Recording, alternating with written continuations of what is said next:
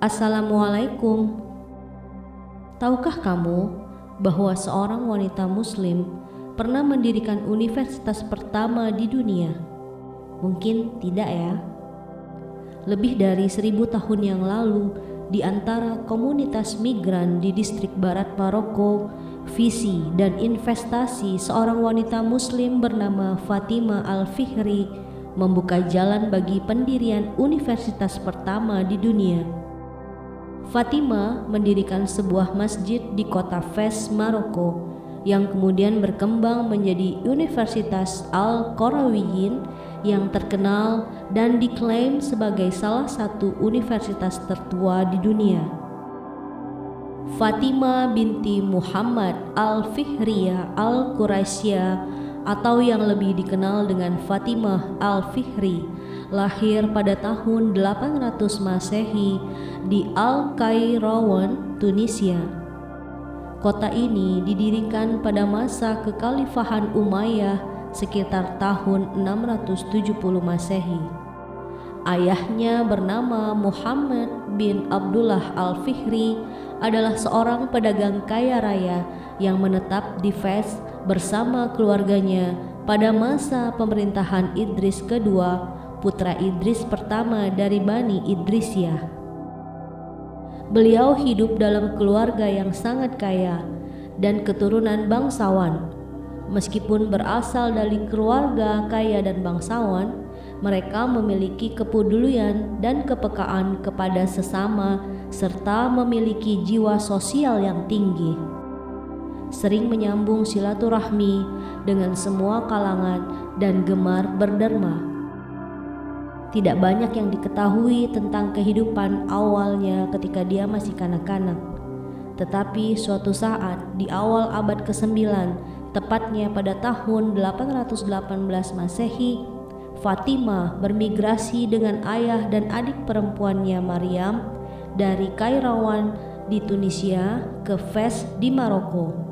Pada tahun tersebut, Tunisia sedang dilanda pemberontakan kepada penguasa Qairawan Tunisia, yaitu Aghlabid. Pemberontakan terhadap Aghlabid gagal hingga menyisakan peristiwa pengusiran sekitar 2000 keluarga dari Qairawan. Salah satunya adalah keluarga Al-Fihri. Fes, Maroko, kala itu terkenal sebagai kota metropolitan dengan penduduk muslim non-Arab. Kota yang sangat maju, aktivitas ekonomi saat itu berkembang sangat pesat. Menariknya, di sana terjadi harmoni antara kebudayaan kosmopolitan dan kebudayaan tradisional. Dari sini, kota Fes berkembang menjadi salah satu kota muslim yang berpengaruh besar dan diperhitungkan. Agama merupakan roh utama di keluarga besar Fihri. Sejak hijrah di kota baru, mereka sukses berdagang dan menjadi salah satu pebisnis ternama. Dan suami Fatimah merupakan orang kaya yang sangat kaya raya. Meski terkenal dan kaya, mereka tidak antisosial, seringkali menggelar kegiatan amal dengan melibatkan para duafa. Ketika suaminya meninggal, Fatimah mendapat warisan yang berlimpah ruah. Demikian pula ketika Fatimah dan Maryam Al-Fihri, adiknya, mewarisi kekayaan besar setelah kematian ayahnya. Bersama saudarinya Maryam, Fatimah memiliki semangat, keinginan, dan misi yang sama. Mereka menginginkan agar harta warisan orang tuanya bisa bermanfaat dan pahalanya tetap mengalir. Fatimah menyadari sepenuhnya arti kota Fes. Letaknya yang sangat strategis memungkinkan para sarjana dan cendekiawan muslim datang di masjid itu. Fes merupakan kota berpengaruh sepanjang abad dan berposisi sebagai pusat agama dan budaya. Namun ketika Fatimah melihat kondisi masjid di Fes yang sudah tidak lagi bisa menampung umat, ia pun membantu memperbesar masjid tersebut. Beliau menginvestasikan kekayaannya untuk mendirikan masjid dan lembaga pendidikan untuk kepentingan komunitas muslim. Fatimah Al-Fihri memilih mewakafkan harta yang ia miliki demi kepentingan umat dan mendirikan Masjid Al-Qarawiyyin. Fatimah yang bergelar Ummi Al-Baninin atau yang berarti ibu dari anak-anak mengawasi langsung proses pembangunan masjid yang terkenal pula dengan sebutan Jami' Asy-Syurafa sejak awal. Mulai dari pemilihan lokasi hingga soal arsitekturnya. Sedangkan Maryam membangun masjid lain bernama Al-Andalus di kawasan lainnya yang membutuhkan tempat ibadah. Kelak, kedua lokasi tersebut mempunyai posisi dan peran penting dalam penyebaran Islam di Maroko dan Eropa saat itu. Kecintaan Fatimah terhadap ilmu pengetahuan membuatnya berpikir untuk menggabungkan madrasah dan masjid. Tujuannya agar umat tidak hanya sekedar beribadah, namun madrasah untuk menuntut ilmu. Setelah membeli tanah dari seorang pria dari suku Huara, Fatimah dan adiknya Maryam memulai proyek pembangunannya pada awal bulan Ramadan tahun 859 Masehi, hampir 100 tahun sebelum pendirian Universitas Al-Azhar di Kairo. Beliau mendirikan masjid sekaligus madrasah untuk kaum muslimin belajar dan beribadah. Di tangan Fatimah, proses pembangunan masjid yang berdiri pada masa pemerintahan dinasti Idrisiyah tersebut penuh dengan kisah-kisah spiritual. Selama proses pembangunan tempat ibadah dan madrasah, Fatimah bernazar dan berpuasa hingga proses pembangunannya selesai. Bahkan, beliau tidak ingin mengambil material apapun yang diambil dari orang lain. Pasir dan air sebagai material pokok diperoleh di lokasi tempat masjid berdiri tegak. Seluruh biayanya berasal dari kantong pribadinya. Seperti yang dikisahkan, Fatimah memerintahkan para pekerja agar menggali sedalam-dalamnya untuk mendapatkan pasir sehingga tidak perlu mengambil hak orang lain. Beliau berharap berkah akan menyertai tempat yang sedang ia bangun tersebut. Masjid Al-Qarawiyyin dan Masjid Al-Andalus kemudian bertransformasi menjadi universitas yang kelak menjadi kiblat dunia pendidikan modern. Mulai dari kurikulum, sistem pengajaran sampai ke urusan simbol akademik, hingga kini pakaian mahasiswa toga ala Fatimah Al-Fihri masih dipakai oleh kampus-kampus di segenap penjuru dunia. Toga yang berbentuk segi empat itu merupakan simbol yang diinspirasi dari bentuk Ka'bah di Makkah sebagai kiblat umat Islam. Dari abad ke-10, masjid terkenal Al-Qarawiyyin menjadi lembaga keagamaan pertama dan universitas Arab terbesar di Afrika Utara. Secara bertahap, pendirian perkembangan menjadi Universitas Al-Qarawiyyin dinamai berdasarkan tempat kelahiran keduanya, yaitu Kairawan di Tunisia. Universitas Al-Qarawiyyin menarik banyak siswa dan ilmuwan terkenal. Simposium dan debat rutin diselenggarakan di sana. Menurut dokumen yang tersedia, sejumlah sarana pendidikan didirikan di universitas dan seluruh FES. Catatan yang sama ini menyebutkan keberadaan sejumlah besar perpustakaan. Perpustakaan Al-Qarawiyyin adalah perpustakaan kedua tertua di dunia setelah Universitas Al-Zaitunah Tunisia pada tahun 737 Masehi dan hingga sekarang masih terbuka untuk umum, dan di antara harta karun lainnya memamerkan ijazah asli Fatimah Al-Fihri di atas papan kayu dan menyimpan banyak teks orisinal hukum Islam dari mazhab Maliki. Perpustakaan ini berisi lebih dari 4.000 manuskrip yang bisa terlacak hingga tahun terbit pada abad ke-9, termasuk teks abad ke-14 karya sejarawan terkenal Ibnu Khaldun, Kitab Al-Ibar yang disebut sebagai koleksi berharga di perpustakaan universitas tertua tersebut.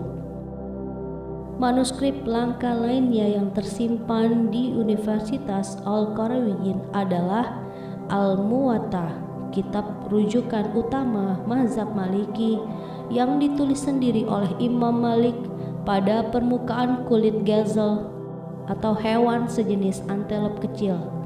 Ada juga manuskrip Al-Quran dari tahun 1602 pemberian Sultan Ahmad Al-Mansur Al-Dahabi. Siswa dari seluruh dunia bepergian untuk mempelajari berbagai mata pelajaran, mulai dari ilmu alam hingga bahasa hingga astronomi, dan Fatimah sendiri juga belajar di sana. Selama abad pertengahan, Universitas Al-Qarawiyyin dianggap sebagai pusat intelektual utama. Banyak sarjana terkemuka telah belajar di lembaga terkenal ini. Tidak hanya menerima mahasiswa dari kalangan muslim, melainkan juga dari berbagai agama dan keyakinan. Tercatat, Gerbert dari Aurillac atau yang lebih dikenal sebagai Paus Sylvester II yang hidup pada tahun 946 hingga 1003 disebut pernah belajar di Al-Qarawiyyin, dan dari beliaulah yang diberi penghargaan untuk memperkenalkan angka Arab yang kita gunakan hingga hari ini ke seluruh Eropa. Tokoh barat lain yang pernah belajar di Universitas Al-Qarawiyyin adalah Nicholas Kleiner yang hidup pada tahun 1495 hingga 1542. Kleiner merupakan seorang Yahudi yang belajar bahasa Arab untuk memahami Al-Quran selama 15 bulan. Selain itu, ada pula Jacobus Golius yang hidup pada tahun 1596 hingga 1667. Ia adalah seorang orientalis dari Universitas Leiden yang juga mempelajari bahasa Arab dan matematika. Golius ternyata pernah menjadi guru matematika dari filsuf ternama René Descartes yang hidup pada tahun 1596 hingga 1650. Di kalangan muslim tercatat nama matematikawan Abu Al-Abbas Az-Zawawi, pakar bahasa Arab, dan seorang dokter Ibnu Bajah, serta pemuka dari mazhab Maliki Abu Mahdab Al-Fasi dan Ibnu Khaldun pernah belajar di universitas tersebut, serta banyak lagi ilmuwan lainnya. Selama berabad-abad, Universitas Al-Qarawiyyin menjadi pusat spiritual dan pendidikan utama di dunia muslim. Awalnya di sana berfokus pada pengajaran agama dan menghafal Al-Quran, tetapi kemudian diperluas ke tata bahasa Arab, musik, tasawuf, kedokteran, hingga astronomi. Dalam waktu singkat, kota Fez mampu bersanding sejajar dengan pusat ilmu pada masa itu, yaitu Cordoba dan Baghdad. Fez, kota tempat madrasah Al-Qarawiyyin dibangun, menjadi kota kedua terbesar di Maroko. Kota ini dianggap Mekah dari barat dan Athena dari Afrika karena banyaknya situs bersejarah yang ada di sana. Karena itulah UNESCO mencatat kota Fez sebagai salah satu situs pusaka dunia. Universitas Al-Qarawiyyin adalah lembaga pendidikan pemberi gelar pertama di dunia, sebagaimana diakui oleh UNESCO dan Guinness World Record. Universitas Al-Qarawiyyin dianggap sebagai universitas paling tua di dunia yang masih beroperasi, mendahului universitas-universitas Eropa pertama. Keberadaannya menjadi inspirasi dan pendorong pendirian beberapa universitas tertua di dunia lainnya, seperti Universitas Al-Azhar di Mesir, Universitas Harvard di Amerika Serikat, Universitas Oxford di Inggris, Universitas Cambridge, Universitas Bologna di Italia, hingga Universitas Paris di Prancis pada abad ke-12 Masehi. Pandangan ke depan dan komitmen Fatimah Al-Fihri di samping kontribusi tanpa pamrihnya dalam memperjuangkan kemajuan intelektual mengarah pada pendirian universitas yang monumental. Warisan luar biasa dari dedikasi dan upaya pemberdayaannya memang layak diterima dan merupakan sumber inspirasi bagi semua orang. Beliau adalah permata mahkota dan simbol kuat aspirasi perempuan dan pemimpin kreatif dalam sejarah Muslim ini, meninggalkan warisan berharga bagi generasi Muslim di seluruh dunia.